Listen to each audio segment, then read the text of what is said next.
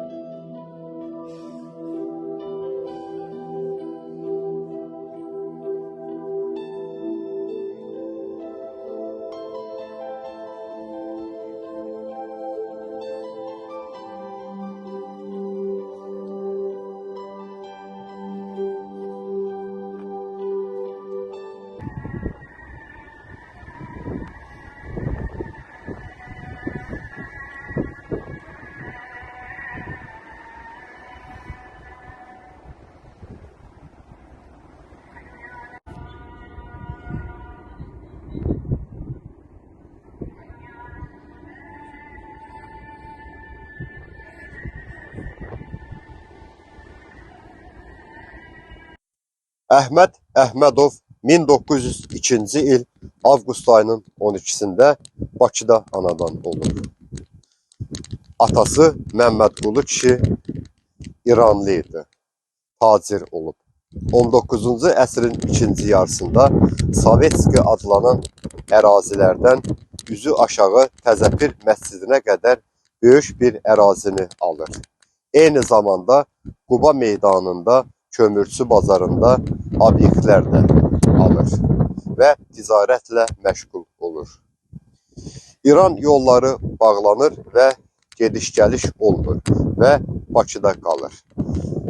Və əslən Digah kəndindən olan Xanım adlı qızla ailə qurur və bu evlilikdən onların 3 oğlu və 1 qızı olur. Mahmud, Əhməd, Məmməd və qızı Bikə xanım. Məmmədqulu kişinin oğlu Mahmud Böyük Vətən müharibəsi iştirakçısı olub və orada da dünyasını dəyişib. Və Məmməd adlı oğlu da, o da Finlandiya müharibəsi iştirakçısı olub və o da orada da dünyasını dəyişib. Atası Məmmədqulu kişi Əhmədi qoyur Mollaxanıya və istəyirdi ki, oğlu təhsil alsın. Çox yaxşı oxuyurdu, həm də gözəl yaddaşı var idi, həm də mərsiyələr deyirdi. 20-ci əsrin əvvəllərində xalq teatrları meydana gəlir və Əhməd klublara gedir və aktyor kimi özünü sınayır. Binəqədi və Biləcəri teatr klublarında onu rejissor kimi dəvət edirlər. Həm rejissorluq edir, həm də başlayır həmin o klubda aktyor kimi özünü sınayır. Əhməd Əhmədov 19 yaşına çatanda ədəbi məclislərlə də maraqlanırdı. Şeir məclislərində iştirak edirdi. Şairlərə qulaq asırdı.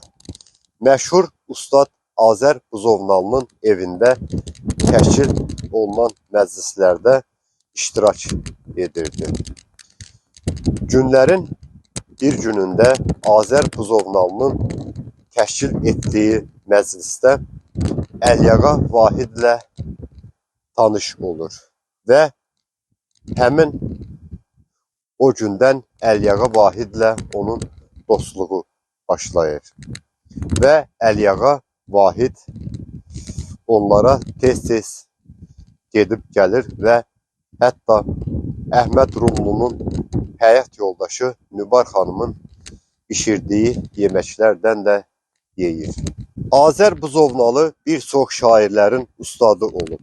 Hətta Əlyağa Vahidin də ustadı olub. Ərəb və fars dillərini mükəmməl bilirmiş və bir ustad kimi öz tövsiyələrini gənc şairlərə verilmiş. Düz yazmağı, qafiyə qurmağı, ərəb və fars sözlərinin mənasını şeiriyyatla bağlı incəlikləri gənc şairlərə öyrədirmiş. Mən Buzovna kəndində olanda Azər Buzovnalının da məzarını ziyarət etdim və Buzovna kəndində 206 saylı orta məktəbin önündə Azər Buzovnalının üstü də var. Əhməd Əhmədovun təxəllüsü Rumlu idi. Çünki o qəzəllər deyirdi və ona Rumlu təxəllüsünü vermişdilər. Əhməd Əhmədov 40 il gənc tamaşaçılar teatrının aktyoru olub. Şah obrazından tutmuş dilənçi obrazına kimi tamaşalarda oynayıb. Hətta dramaturg idi. Kukla teatrı üçün tamaşalar yazırdı. Müharibə dövründə bütün aktyorları çörəklə də təmin edirdi. Deyirdi ki, aktyorun qarnı tox olsun ki, səhnədə gücü olsun. Tamaşasını düşündürməyə bacarsın. Əlyağa Ağayev, Yusif Vəliyev, Hüseyn Ağa Sadıqov da gənc tamaşaçılar teatrının aktyoru olublar. Müharibə vaxtında pekarnısı da olub və camaat çörək tapmayanda, talonla çörək alanda aktyorları dal qapıdan içəri salarmış və onlara çörək verərmiş. Böyük külfət dolandırırdı. Bacısının həyat yoldaşı müharibəyə gedib və qayıtmamışdı. Onun balalarına da baxırdı. Öz ailəsinə də baxırdı və qohum əqrəbaya da əl tuturdu. 1956-cı ildə kino rejissor Hüseyn Seyidzadə O Olmasın Bu Olsun filminin bütün aktyor heyətini yığmışdı. Bircə hambal obrazı üçün aktyor tapa bilmirdi və 50 aktyor qəbul etmişdi və heç biri sınaqdan çıxmamışdı. Və belə qərara gəlir ki, Moskvadan aktyor dəvət edilsin. O vaxtki rejissorlar çox məsuliyyətli və tələbkar idi. Və Əlyağa Ağayev deyir ki, mənim bir dostum var, gənc tamaşaçılar teatrında və onu dəvət edək. Həmin ərəfədə Əhməd xəstə idi, həm də çox arıqlamışdı və Əhmədi qəbul edirlər. O tacir ailəsindən idi, tacir oğlu idi və əlində əsa, başında şilyapa qapıdan içəri girir və kino rejissor Hüseyn Seyidzadə ona təəccüblə baxır ki, bundan hambal olmaz. Və Əhməd çıxır çölə, o qədər cəld adam idi ki, və bir dəqiqənin içində o görkəmini dəyişir və qapını döyür və girir içəri və Hüseyn Seyidzadə ona çox təəccüblə baxır. Deyir, hə, mən istədiyimi tapmışam və eləcə də o hambal roluna təsdiq olunur. Əhməd Rumlu 1960-cı ilə qədər Sovetskidə yaşayırdı. Aktyorlara ev veriləndə Əhmədin də adı həmin siyahıda olur və necə olursa rəhbərlikdən Əhmədin adı həmin o siyahıdan silinir və başqa birisinin adı yazılır. Ev veriləndə Əhmədə ev verilmir və satirik bir şeir yazır o vaxt ki, Azərbaycanın birinci katibi Vəli Axundova.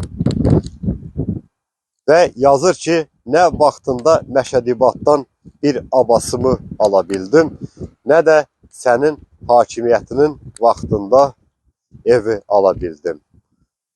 Bunu yazır. Və 3 gün sonra Mərkəzi Komitədən məktub gəlir, təcili olaraq Mərkəzi Komitəyə gəlin. Və Əhməd gəlir Vəli Axundovun yanına. Vəli Axundov həmin şeiri oxuyur və gülür. Və Əhmədə deyir ki, sənin bu qorxmazlığın, bu süzayətin və sözü mərdcəsinə deməyin mənə o qədər ləzzət elədi ki, dedim, bu açarı öz əlimlə verməliyəm və Yasamalda 3 otaqlı mənzil verir Əhmədə və Vəli soruşur ki, hansı rollara çəkilirsən və Əhməd deyir ki, dramaturqam, rollara çəkilirəm, əsərlər yazıram, şeirlər deyirəm və s. Əhməd Rumlu 200-dən çox tamaşada rol oynayıb. Hacı Qəmbər tamaşasında Qıdı Kirvə, Əlyağa Ağayev, Cəbir rolunda Əhməd Əhmədov və Hacı Qəmbər rolunda Əli Məmməd Atayev çəkilmişdilər. Çadrovu, Həmşəri Palanı, Sovetskidən o qədər insanlar gəlirdi ki, tamaşaya baxmağa, hətta səhnədə oturmağa yer olmurdu. Əhməd Rumlunun ikinci həyatda Salam dayı, Müfəttişdə Popsuniski, Tamahkarda Məhərrəm bəy, Əlvida Hindistanda Dilənçi və saysız hesabsız rolları çox idi. Həmin o aktyorların adları, afişaları indi də teatr muzeyində saxlanılır. Əhməd Rumlunun filmoqrafiyasına gəldikdə isə onun filmoqrafiyasında 3 film var. Təbii ki, ən yadda qalan obrazı da 1956-cı ildə kinorejissor Hüseyn Seyidzadənin lentə aldığı O Olmasın Bu Olsun filmində Hambal.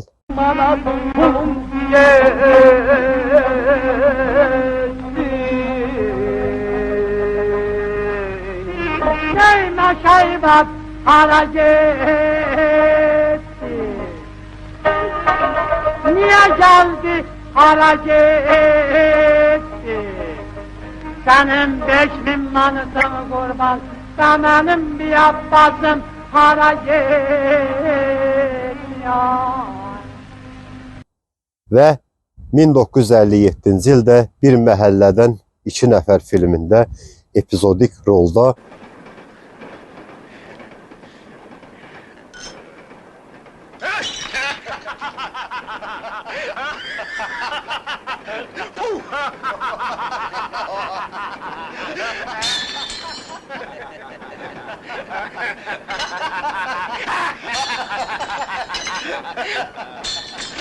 və 1958-ci ildə Kazbek qutusu filmində rəngsaz obrazını yaratmışdır. Elə rəhləki şüşələri bulamayasın. Arxayın olun xanım, bulamaram. Salam melekim yoldaş məmişim. Salam, yaxşına vaxtlar. Çərşənbə ilə yoldaş məmişim. Şpaklovkanı qutarmışam, qalıb rəngi. Sağ olun. Xudafiz. Olmasın Bu Olsun filmində həmən o filmdə gördüyümüz hamballar, onlar sınaqdan çıxmayan aktyorlar idi. Hamba, hamba. Bəli, Hala beri gel. Beri gel diyorum. Tez ol. Tez ol, tez ol. Ya bir nefer, bir nefer. adam geç görmeden, adam yok edeceğim sana. Adam geç, masanın, Bir nefer lazım. masanın Hala hamba. Bəli, Dalım sen. baş usta.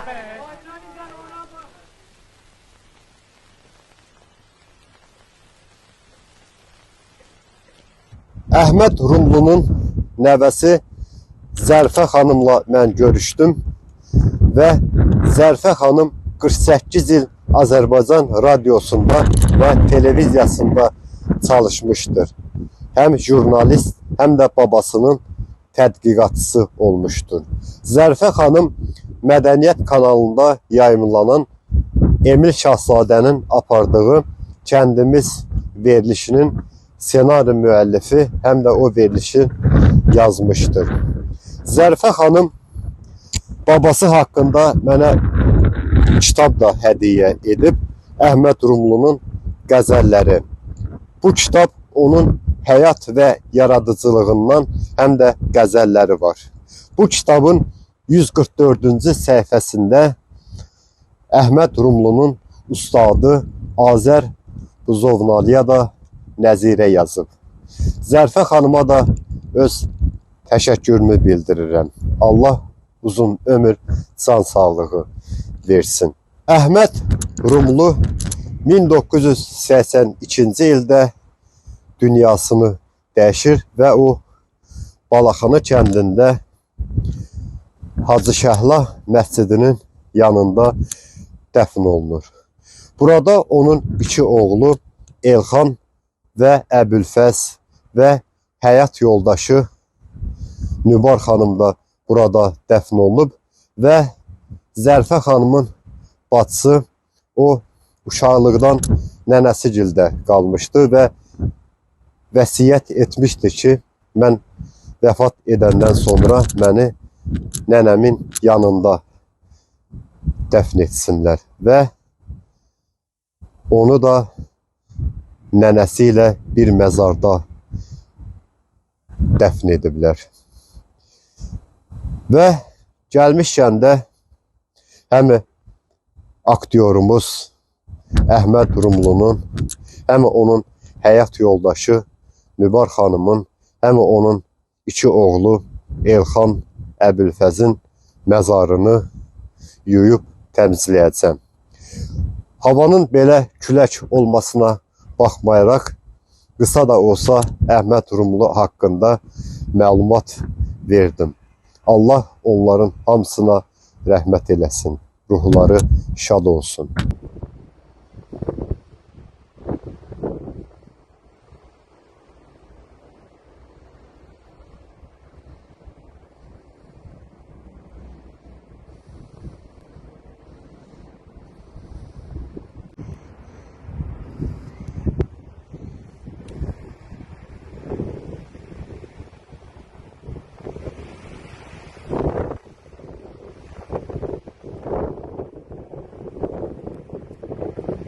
Havanın belə küləkli olmasına baxmayaraq, aktyorumuz Əhməd Rumlu haqqında qısa da olsa sizə məlumat verdim və bu Balaxanı kəndində onun həyat yoldaşı və 2 oğlanları Elxan və Əbülfəzin məzarını, bura təmiz idi, ağacın zizibili tökülmüşdü, onları da yudum təmizlədim və aktyorumuz haqqında qısa da olsa məlumat verdim.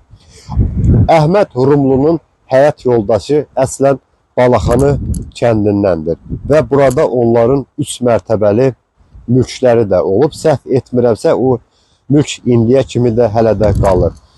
Mən o verilişin adını çəkməyəcəm.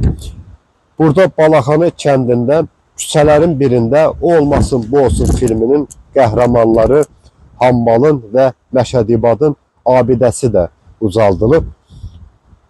Həmin o abidədə Məşədibad o hasardan baxdığı həyat aparıcımız bildirmişdi ki, Nübar xanım bu həyətdə yaşayıb. O da səhv məlumatdır. Nübar xanım o həyatla heç bir bağlılığı olmayıb.